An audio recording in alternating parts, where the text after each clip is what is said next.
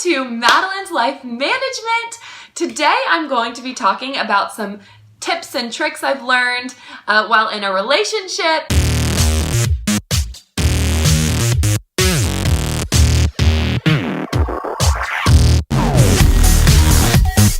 What's fun time? Oh, that's how it starts? Yeah. I thought it would be kind of fun to hear Blake's advice on relationships. One thing that works for us is just our fighting method. Yeah. It's like, you're a very volatile fighter, and I am not. No.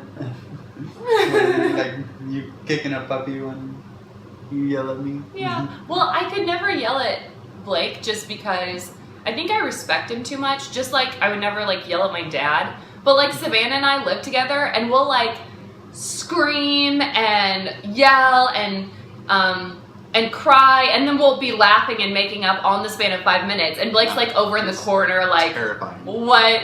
But I would never, but that's not how Blake and I fight. We kind of do this. We sit down. We talk it out. Yeah. Sometimes I have to cope it out of you. Yeah, it does. Which is, I know, is very typical of women. And I don't want to be, if something's upsetting me, I want to tell him.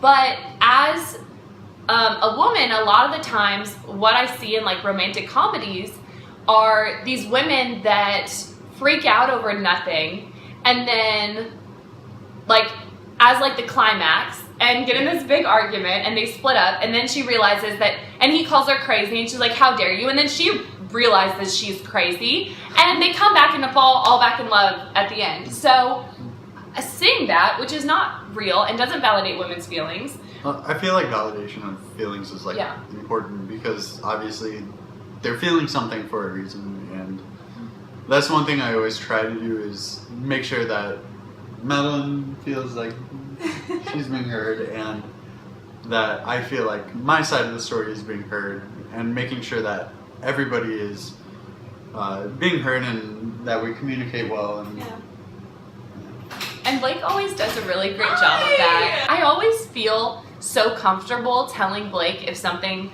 upsets me because of the history we've had in any argument. I know if something's ever upsetting me, I say it, and Blake immediately is like, "Oh my goodness, like, I understand that you feel this way because of this," and just validates me. And he never makes me feel crazy. And a lot of women get labeled crazy when they're upset about something. And Blake never, ever makes me feel that way, even if it was a misunderstanding or a miscommunication. He's like, "I totally understand why you felt that way." And then he also says, I'll never forget this, the very first time we fought about anything, he said, "Madeline, I absolutely hate that you feel that way. I hate that I'm the one that hurt you. I never want to hurt you. When you're hurt, I hurt. I hate that I've done that. How can we fix this so that this never happens again?" And that's the precedent he set in every single one of our fights. And it's helped me become a better fighter with like Savannah and my family and my sisters, because it made me feel so good. And immediately I was like, "Oh, we're on the same team. You love me. Let me tell you what's upsetting me." And yeah. Get married in what? 22 3 days. weeks? Yeah. Yeah. It's coming up fast. Yeah. What other advice do you have? Do fun things. Yeah. Just make time. Go out on dates. Yeah. Go ice skating. Or Yeah. go out to dinner at your favorite restaurant. Just do fun things, and because I mean, you have your entire life to stay at home and watch Netflix. So. He says ice skating because that's my favorite date ever. Yeah. Well, maybe. Yeah. Yeah. Yeah. Wow. Yeah. Just have fun together. If it's not working, don't force it to work. Yeah. Because there's someone out there for you, waiting for you, and if you're forcing it to make it, if you're forcing yourself to make it work, then you're depriving yourself and your future husband or wife of being able to be with you.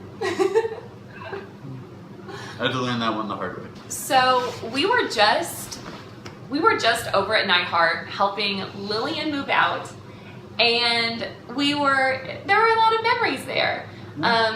It was the honors dorm, and I lived there, and Blake took some honors classes there. I remember walking through, it was the first week of college, and I was walking through the lounge, and I'd never dated anyone before. Oh. And I saw... Well, I was just sitting there like Yeah. waiting for a class and then talking to some people that I just met. So. Yeah.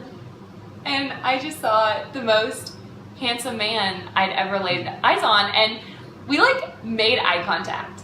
Yeah, and then I'm pretty sure I looked away. Yeah. Because, I mean, I had a girlfriend at the time. Yeah. And, well, that didn't work out. But, so I saw Madeline walking through the Blue TV lounge, and I was definitely staring. But then, so I caught myself when she looked at me, and so I went back to the conversation I was having, and then Yeah. all of a sudden I get a tap on my shoulder.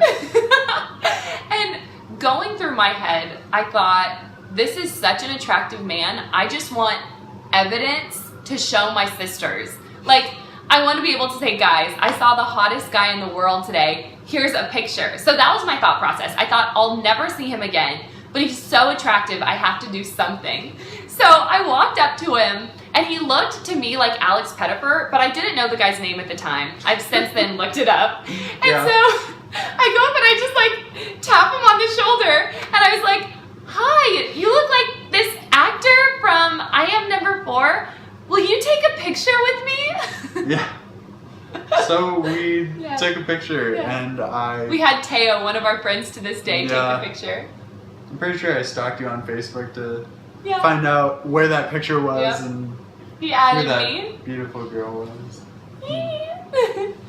And yeah, so we have a picture of the first time we ever met. Yeah. Yeah. Crazy. And I posted it on Facebook because he was so attractive. I was like, how could I not post this somewhere? And one of my uncles was like, they are really close in that picture. Because I put my arm around like his waist like this, so we were like this close. And it, you know, there was some sparks from the beginning. Yeah. There was some fireworks. Yeah, just a few. One other important thing is being sure to know what your partner's love language is. Because, I mean, we both have different love languages. I'm definitely a touch person, so Yeah. Madeline just rubbing my back or something just makes me feel loved. And you are definitely an acts of service person. Yeah. So, I mean, and gifts.